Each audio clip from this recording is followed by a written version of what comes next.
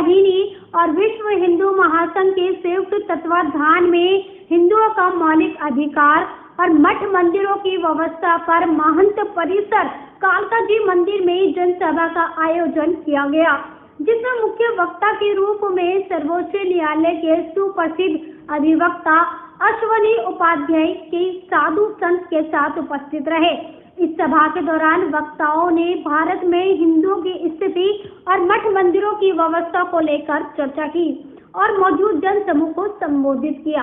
साथ ही इस सभा के दौरान मठ मंदिर मुक्ति आंदोलन का शुभारंभ करने का निर्णय लिया गया।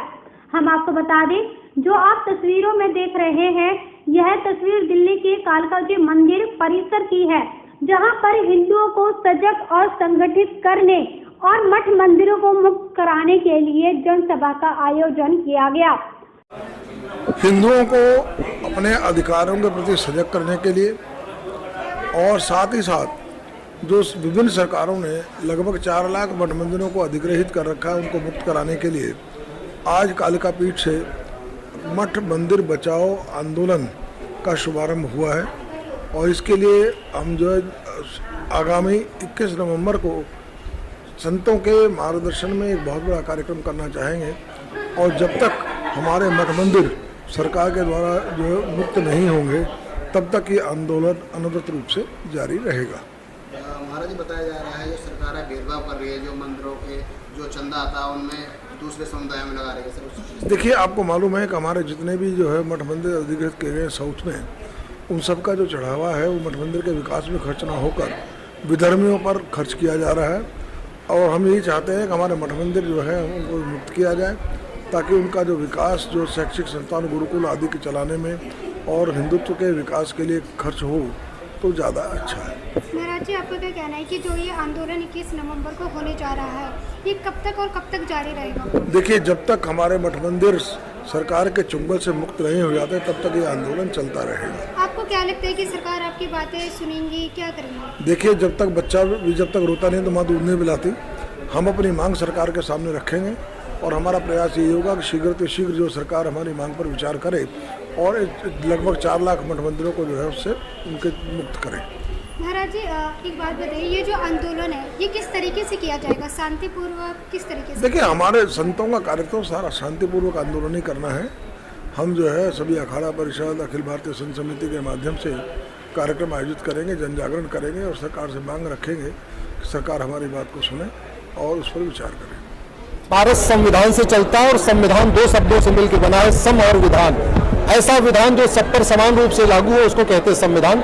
लेकिन दुर्भाग्य इस भारत में संविधान नहीं चल रहा है, भारत में बहुविधान चल रहा है। हिंदू की अलग विधान और मुस्लिम की अलग विधान।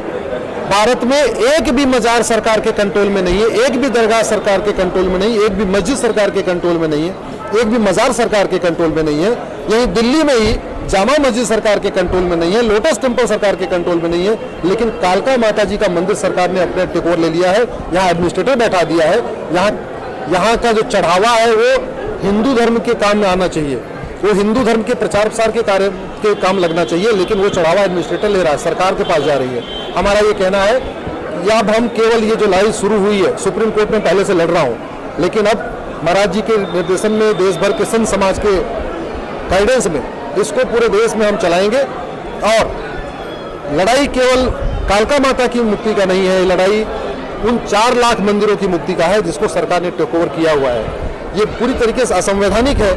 आप पैसा ले रहे हो मठ से, पैसा ले रहे हो मंदिर से, वेतन दे रहे हो आप मौलवी को, आप पैसा ले रहे हो मठ से और खुलवा रहे हो आप मदरसा।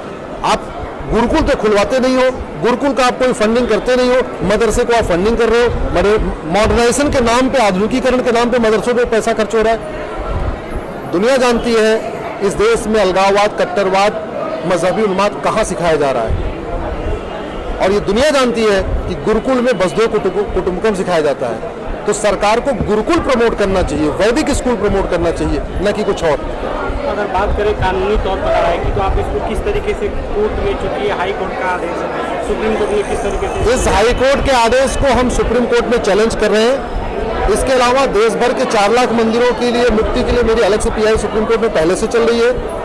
हिंदुओं को भी गुरुकुल खोलने का अधिकार होना चाहिए, वैदिक स्कूल खोलने का अधिकार होना चाहिए, उसकी पीएल बिल सुप्रीम कोर्ट में पहले से चल रही है। अब माननीय संतों के आशीर्वाद से हम इसको पूरे एक राष्ट्रव्यापी का आंदोलन, जैसा महाराज जी ने कहा है, मठ मंदिर मुक्ति आंदोलन, इसको पूरे देश भर में चलाएंगे और भारत के जो 900 मंदिर दूसरे मजहब के कब्जे में है, काशी विश्वनाथ मंदिर, मथुरा मंदिर, उसको भी मुक्त कराएंगे और उन 4 लाख मंदिरों को भी मुक्त कराएंगे जो सरकार के कंट्रोल में है, जो चढ़ावा सरकार ले रही है। इस धर्म को कुठाराघात पहुंचाने के लिए एक मुस्लिम समुदाय या अन्य समुदाय जो है वह अपने नन्हे मुन्ने बालकों को लेकर के सड़क पर उतर जाते हैं। इसी प्रकार से हर माँ अपने गोदी के भी बालक को लेकर के सड़क पर उतर करके अपने धर्म के, अपने मंदिर के, अपने हिंदुत्व की रक्षा करने के लिए वह जब तक नहीं उतरेगी तब तक हमारे मंदिर का, हमारे धर्म का, हमारे इस भारत का कल्याण नहीं हो सकता है। इसके लिए हमारे हर माँ, बहन, नवयुवक साथी हमारे सब जब तक सड़क पे नहीं आएंगे, नहीं उतरेंगे, तो घर पे बैठे रहने से और ये बातें कहने से हम लोगों का कल्याण नहीं होने वाला है। आज का कार्यक्रम मैं सुरेंद्र अब्दुल जी की अगुवाई में कालका जी मंदिर में हुआ। हमारे यहाँ पर उपस्थित अश्विनी उपाध्याय जी ने बताया कि 4 लाख मंदिर हमारे जो भारतवर्ष के अंदर बने हुए हैं, जिन पर दिल्ली सरकार ने कब्जा किया हुआ है, किसी तरीके से हमारे चढ़ावे का जो पैसा आता है वो मौलवियों और मस्जिदों में बांटा जाता है। हमको उसको रोकना है और मस्जिदों के लिए जो ये अनुदान सरकार करती है, दिल्ली में बहन बेटियों को, जो हिंदू की बहन बेटी है उनको 2000 रुपये और मुसलमानों को 10,000 रुपये देती है। ये बहुत बड़ा भेदभाव सरकार के द्वारा किया जाता है।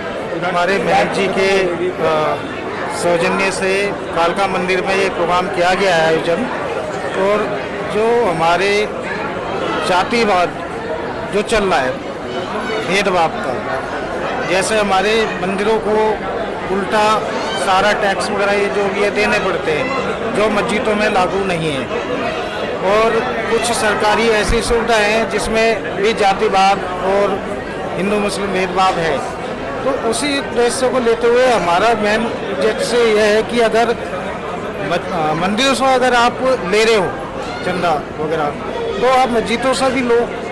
तो ये इसी कुछ उनकी मुहिम हमने चलाई है जिसे आगे हम बढ़ाएंगे। से लेते हो ये जो आज जो हमने जो बैठक रखी हुई है हमारे कालका पीठाश्वर सुरेंद्रनाथ अद्भुत जी महाराज के संरक्षण में, कि जो हमारे दिल्ली के जितने भी मंदिर हैं उनका जो चढ़ावा है उनको दिल्ली सरकार यहाँ से ले रही है, और हमारे चढ़ावे को, हमारे हिंदुत्व के पैसे को ये और समुदाय के जितने भी वो हैं, जैसे मस्जिद हो गई और तुम्हारे मदरसे हो गए, क्रिश्चियन कम्युनिटी हो गई, और जगह पैसा लगा रही है। भाई हमारे जो हिंदुत्व का चढ़ावा है वो हमारे मंदिरों को, उसमें जो हमारे पंडित हैं, जो लोग बैठे हैं, उनको सैलरी मिलनी चाहिए, उसी हमारे मंदिर के कार्य में पैसा लगना चाहिए, जबकि इस पैसे को ये यहाँ से लेके और दूसरे समुदाय में लगा रहे हैं। हमारा सनातन धर्म है, एक तो इससे पुराना कोई धर्म नहीं है। ये जो और आए हुए धर्म है, ये कोई 2200 वर्ष पुराना है, कोई 1400 वर्ष पुराना है, कोई 400 वर्ष पुराना है। लेकिन हमारे साथ जो भेदभाव अब से नहीं, पीढ़ियों से होता चला आ रहा है, मुगल काल से लेके अब तक हमारे सबसे ज़्यादा हमारा जो नुकसान किया जा रहा है वो सनातन धर्म का किया जा रहा है। किसी और धर्म का नुकसान नहीं हो रहा, सनातन धर्म का इतना नुकसान हो रहा है। सारे जितने मंदिर मठ हैं हमारे, उनसे जितना भी चढ़ावा आता है, जितने भक्त लोग चढ़ावा चढ़ाते हैं, उस चढ़ावे को जो कुछ गवर्नमेंट है या और भी जो संस्थाएं हैं वो ले करके अल्पसंख्यकों को देते हैं। और हमारे अभी मैंने देखा था दिल्ली में दंगे हुए थे, मस्जिदों में उनको, इनके इमामों को पैसा दिया गया, क्रिश्चियन अपने चर्चों को भेज देते हैं, लेकिन हमारे मंदिर के पुजारियों को वो भूखे रह के उन्होंने भगवान की सेवा और पूजा अर्चना कर रहे थे।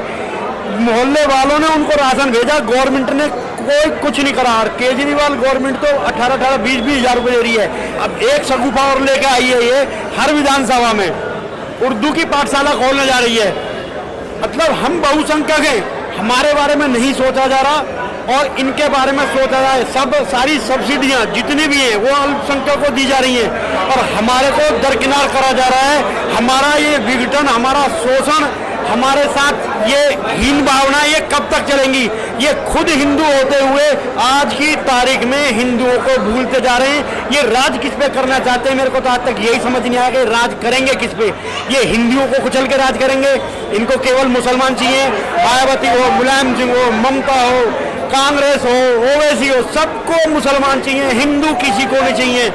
नाम नीतू शर्मा है, मैं महरौली से आई हूँ। अच्छा, मैडम जो क्या कहिए? आज की स्थिति है उसको देखते हुए ये बहुत जरूरी हो गया है, क्योंकि हिंदू एकजुट नहीं हो रहे हैं। मुस्लिम देखिए, जो कोई भी कम्युनिटी नहीं है, एक को नहीं टारगेट करते, तो सब एक है, पर हिंदू एक नहीं है। जाति के आधार पर अलग अलग हो रखे हैं, धर्म के आधार पर सब अलग रहे, पर हिंदू को जागरूक होना पड़ेगा, नहीं तो आने वाले समय में ऐसा होगा कि हम अल्पसंख्यक बन जाएंगे। और ये प्राथमिकता है आज के समय की कि हमें जागरूक होना। उसके लिए हमें ऐसी बैठकों का आयोजन करना पड़ेगा, ऐसी सभाओं का आयोजन करना पड़ेगा, जिससे सब लोग एकत्रित हो हमारे धर्म के प्रति। और मेन है, आज हम हिंदू अपने बच्चों को सिखाते हैं गाने वाने, इंग्लिश माध्यम सिखाएंगे, क्या हम उन्हें अपनी बेसिक चीजें सिखाते हैं? क्या हम उन्हें रूट का रियलिटी ऑफ जो हमारी प्राचीन संस्कृति वो नहीं सिखाते? हमें वो जागरूक करना, अपने बच्चों को हमें वेदों का भी सिखाना पड़ेगा, मंत्रों को भी सिखाना पड़ेगा, उसी से तो हिंदू जागरूक होगा।